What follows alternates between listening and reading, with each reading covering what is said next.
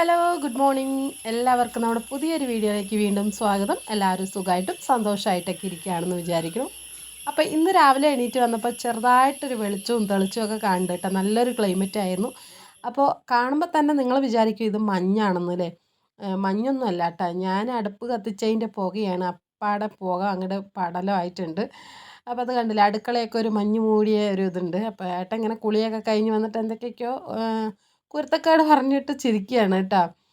അപ്പോൾ ഏട്ടൻ തന്നെ ദാ കാപ്പിയൊക്കെ ഇടുന്നുണ്ട്. ഇന്നിപ്പോൾ പാല് വാങ്ങാനുള്ള സമയമൊന്നുമില്ല, ആൾക്ക് പോകണമെന്ന് പറഞ്ഞിട്ട് വേഗം തന്നെ ദാ കാപ്പി കട്ടൻ ചായ ഇട്ടിട്ടാണ് ചായ കുടിക്കാനായിട്ട് നിൽക്കുന്നത്. പിന്നെ ഇന്ന് രാവിലെ ദാ ഇഡ്ഡലി ഉണ്ടാക്കാനായിട്ട് അടുപ്പത്ത് വെച്ചിട്ടുണ്ട്. ഇഡ്ഡലിയും മുളക് ചമ്മന്തിയാണ് കേട്ടോ രാവിലെ. പിന്നെ ചോറുണ്ടാക്കുന്നുണ്ട്, കറി പിള്ളേർക്ക് സ്കൂളിൽ കൊണ്ടുപോകാൻ ചെട്ടിക്ക് ചോറും കറിയൊക്കെ കൊണ്ടുപോകണല്ലോ. അപ്പം ഞാൻ എന്തായാലും ഇതാ അടുപ്പൊക്കെ കത്തിച്ച് ചോറിനുള്ള അരിയൊക്കെ ഇടാനായിട്ട് പോവുകയാണ് കേട്ടോ. അപ്പോൾ രാവിലെ എണീറ്റ് വന്നപ്പോൾ നല്ലൊരു വെളിച്ചമൊക്കെ ഉണ്ടായിരുന്നു. സൂര്യപ്രകാശമൊക്കെ കാണുമ്പോൾ നല്ല ഭംഗിയുണ്ട് കേട്ടോ. അങ്ങനെ അതൊക്കെ കണ്ടു നിന്നിട്ട് ഇനിയിപ്പോൾ അടുക്കള പണികൾ ചെയ്യണം എന്ന് പറഞ്ഞിട്ട് അങ്ങനെ അടുക്കളയിൽ വന്നതാണ്. അപ്പോൾ ഏട്ടൻ കാപ്പിയൊക്കെ ഇട്ടിട്ട് ആളിതാ സ്വന്തമായിട്ട് ഇന്ന് ചായയൊക്കെ ഇട്ട് കുടിച്ചിട്ടുണ്ട്. പിന്നെ ഇതാ അടുക്കള പണികൾ ഇങ്ങനെ ഓരോന്നായിട്ട് ചെയ്തുകൊണ്ടിരിക്കുകയാണ് കേട്ടോ. അപ്പോൾ ഇന്ന് ഞാൻ മുളക് ചമ്മന്തിയാണ് ഉണ്ടാക്കണമെന്ന് പറഞ്ഞല്ലോ. വെറുതെ ഒരു കുറച്ച് ചെറിയുള്ളിയും ഒരു 2 വറ്റൽമുളകും ഒരു നുള്ള് ഉപ്പും ഒരു തുണ്ട് പുളി ഇട്ടാ വാളൻപുളിയും ചേർത്തിട്ട് അരയ്ക്കുകയാണ്. ഈ ചെറിയുള്ളിയും 2-3 വെളുത്തുള്ളിയും കൂടി ചേർത്തിട്ടുണ്ട് കേട്ടോ. അതും നന്നായിട്ട് എണ്ണയിൽ വഴറ്റിയെടുത്തതാണ്. എന്നിട്ടാണ് നമ്മൾ പുളിയും ഉപ്പും ചേർത്തിട്ട് അരയ്ക്കുന്നത് കേട്ടോ. അങ്ങനെയാണ് മുളക് ചമ്മന്തി ഉണ്ടാക്കുന്നത്. വഴറ്റിയതിന് ശേഷമാണ് കേട്ടോ അരയ്ക്കുന്നത്. അപ്പോൾ ഞാൻ എപ്പോഴും മുളക് ചമ്മന്തി ഉണ്ടാക്കുന്ന സമയത്ത് ഒരു തുണ്ട് പുളിയിടും കേട്ടോ. ഒരുപാടൊന്നുമില്ല, ഒരു തുണ്ട് പുളിയിടും. അങ്ങനെയാണ് ചേർക്കാറുള്ളത്. അപ്പോൾ എന്തായാലും ഇതാ ഞാൻ ചമ്മന്തിയൊക്കെ അരച്ചെടുക്കുകയാണ് കേട്ടോ നമ്മുടെ ഇഡ്ഡലിക്ക് വേണ്ടിയിട്ട്. അപ്പോൾ ഇന്നലത്തെ വീഡിയോയിൽ നമുക്കൊരു കമൻറ്റ് വന്നിട്ടുണ്ടായിരുന്നു, ഇഡ്ഡലിയും ദോശയൊക്കെ ഉണ്ടാക്കുന്നത് കാണുമ്പോൾ നന്നായിട്ടുണ്ട്, കാണുമ്പോൾ തന്നെ നല്ല സോഫ്റ്റായിട്ട് ഉള്ളതുപോലെ ഉണ്ട്, എനിക്ക് എപ്പോഴും ഉണ്ടാക്കിയാലും റെഡി ആവില്ല, ശരിയാവില്ല എന്നൊക്കെ പറഞ്ഞിട്ടൊരു കമൻറ്റ് കണ്ടിട്ടുണ്ടായിരുന്നു. അപ്പോൾ ഞാനും വല്ലപ്പോഴൊക്കെ ഉണ്ടാക്കുമ്പോൾ ഫ്ലോപ്പായി പോകാറുണ്ട് കേട്ടോ. ചില സമയത്തൊക്കെ നന്നായിട്ട് തന്നെ കിട്ടും. അപ്പോൾ എങ്ങനെ അരിയും ഉഴുന്നൊക്കെ എങ്ങനെയാണ് ചേരുവകൾ ചേർത്തണമെന്ന് പറഞ്ഞിട്ട് ചോദിച്ചിട്ടുണ്ടായിരുന്നു. ഞാനിവിടെ ഒരു ഇഡ്ഡലിക്കൊക്കെ ഇടുകയാണെങ്കിലും ദോശയ്ക്ക് ഇടുകയാണെങ്കിലും 3 നാഴി പുഴുങ്ങലരി എടുക്കും. അതായത് നമ്മൾ ചോറ് വയ്ക്കുന്ന അരി. ഇപ്പോൾ ഞാൻ ഇഡ്ഡലി ഉണ്ടാക്കിയത് റേഷൻ അരി കൊണ്ടാണ് കേട്ടോ. റേഷൻ അരി കൊണ്ട് ചോറ് വയ്ക്കുന്ന അരി, പച്ചരിയല്ല.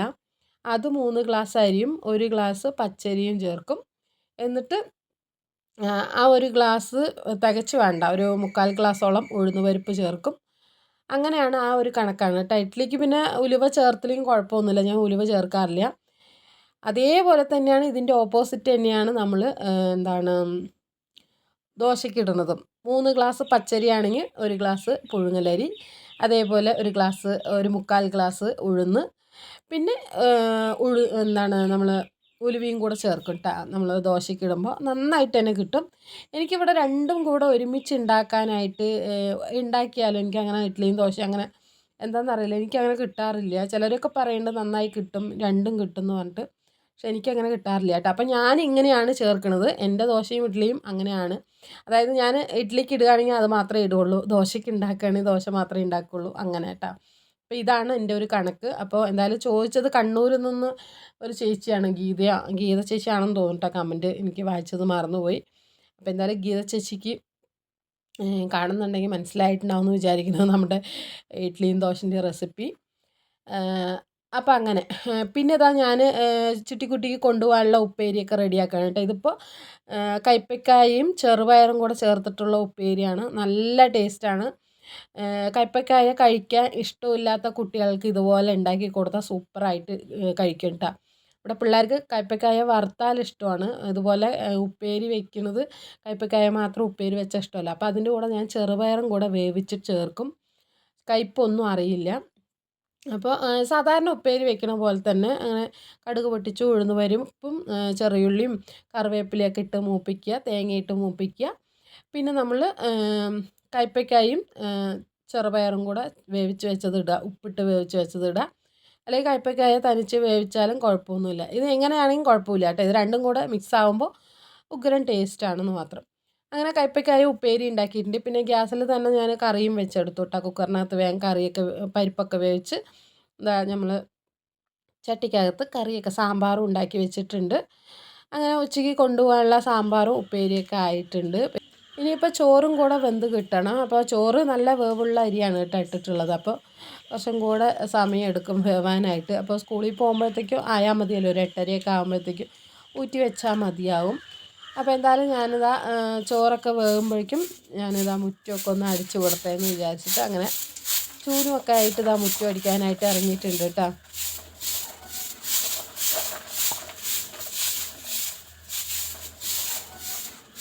അപ്പോൾ ഇവിടെ മുറ്റം അടിക്കുന്നത് മഴക്കാലത്ത് ഭയങ്കര ഒരു പണിയാണ്. കാരണം കുപ്പയൊന്നും നീങ്ങില്ല, കുപ്പ അധികം ഉണ്ടാവില്ല. എന്നാലും മരങ്ങളൊക്കെ ഉള്ളത് കൊണ്ട് ചെറുതായിട്ടൊക്കെ ഇലകളൊക്കെ ഉണ്ടാവും കേട്ടോ. ഒന്നിടവിട്ട ദിവസങ്ങളിൽ ചിലപ്പോൾ അടിക്കുകയുള്ളൂ, ചില ദിവസം ഒരു നേരം അടിക്കുകയുള്ളൂ. അപ്പം ഞാനിതാ ഇവിടെയൊക്കെ ഒന്ന് ചെറുതായിട്ട് ചപ്പും ചവറൊക്കെ വീണ് കിടക്കുന്നതുകൊണ്ട് മുറ്റമൊക്കെ ഒന്ന് അടിച്ചിറക്കാനായിട്ട് നിൽക്കുകയാണ്. അപ്പോൾ പിള്ളേരൊക്കെ പോകാനായിട്ട് റെഡി ആയിട്ടുണ്ട് കേട്ടോ. ചാരുമോൾ ഇന്ന് പോകില്ല, അവൾക്ക് ഇന്ന് ക്ലാസ് ഇല്ല, ശനിയാഴ്ച ക്ലാസ് ഇല്ല. പിന്നെ ചിട്ടിക്കുട്ടിക്കാണെങ്കിൽ സ്കൂളുണ്ട്, അപ്പോൾ അവൾ പോകാനായിട്ട് നിൽക്കുകയാണ്. അങ്ങനെ നമ്മളിതാ മുറ്റമൊക്കെ അടിച്ചുകൊണ്ട് ഇട്ടിട്ടുണ്ട്, അടിച്ചു വാരിയിട്ടുണ്ട്. എന്തൊക്കെയാണ് പറയുന്നതെന്നേ അറിയില്ല കേട്ടോ. അപ്പോൾ എന്തായാലും നമ്മളിനിപ്പോൾ രാവിലത്തെ പണിയൊക്കെ ഏകദേശം വെപ്പും കാര്യങ്ങളൊക്കെ ആയിട്ടുണ്ട്. അതേപോലെ തന്നെ ഇന്നലത്തെ വീഡിയോയിൽ 2-3 പേര് ഇങ്ങനെ ചോദിച്ചിട്ടുണ്ടായിരുന്നു, ആദ്യം കാണിച്ച ആ ഒരു പ്ലാന്റിൻ്റെ പേരെന്താണെന്ന് പറഞ്ഞിട്ട്. ഇതിൻ്റെ പേര് എനിക്കറിയില്ല കേട്ടോ. പക്ഷേ ഇത് കാട്ടിലുണ്ടാവുന്ന പൂവാണ്. ഞാൻ ഇത് കുറേ വർഷമായിട്ടാണ്, കുറേ വർഷം എന്ന് പറഞ്ഞാൽ 10-14 വർഷമായിട്ടുണ്ട് നമ്മൾ ഇവിടെ കൊണ്ടുവച്ചിട്ട്. കാരണം നമ്മൾ കല്യാണം കഴിഞ്ഞ ആ ഒരു സമയത്ത് ഞങ്ങൾ ചേച്ചിയുടെ വീട്ടിൽ ഇങ്ങനെ നെല്ലിയാമ്പതിക്ക് പോയ സമയത്ത് അവിടെ നിന്ന് കാട്ടിൽ നമ്മളൊരു മലയ്ക്കൊക്കെ പോയിട്ടുണ്ടായിരുന്നില്ലേ, കഴിഞ്ഞ മെയിൽ വീഡിയോ ഇട്ടിട്ടുണ്ടായിരുന്നു. അപ്പോൾ അവിടെ പോണ വഴിക്ക് ഈ ഒരു ചെടി അവിടെ നിറയുന്നുണ്ട് കേട്ടോ, കാട്ടിൽ മരമായിട്ട് നിൽക്കുന്നുണ്ട്. അപ്പോൾ അത് ഇങ്ങനെ ഇതുപോലെ ചെടി പൂ കണ്ടപ്പോൾ നല്ല ഇഷ്ടമായപ്പോൾ ഞാൻ ഒരു കൊമ്പ് കൊണ്ടുവന്ന് ഒടിച്ച് വെച്ചതാണ്. 2-3 കൊമ്പ് വെച്ചാണ് അത് പിടിച്ച് കിട്ടി. നല്ല വലിയ മരമാകും കേട്ടോ. അതായത് നമ്മളിങ്ങനെ വെട്ടി വിടുകയാണെങ്കിൽ നമുക്കിങ്ങനെ എന്താ തെച്ചിയൊക്കെ ഇങ്ങനെ കൊണ്ട പോലെ നിന്ന് പൂക്കുമല്ലോ, അതുപോലെ ഉണ്ടാവും. ഇതിൻ്റെ പേരെന്താണെന്ന് എനിക്കറിയില്ല കേട്ടോ. എന്തായാലും കാട്ടിൽ നിന്ന് കൊണ്ടുവന്ന ചെടിയാണ് കേട്ടോ. അതിൻ്റെ പേരൊന്നും എനിക്കറിയില്ല. നല്ല പൂവാണ്, കാണാനും ഭംഗിയുണ്ട്. പിന്നെ എന്തായാലും ഇതാ ഒരു 8:30 ആയപ്പോൾ ഭയങ്കര മഴയായിരുന്നു കേട്ടോ. രാവിലത്തെ ആ ഒരു വെട്ടവും വെളിച്ചമൊന്നും ഇല്ല, നല്ല മഴ എന്ന് പറഞ്ഞാൽ നല്ല മഴയായിരുന്നു.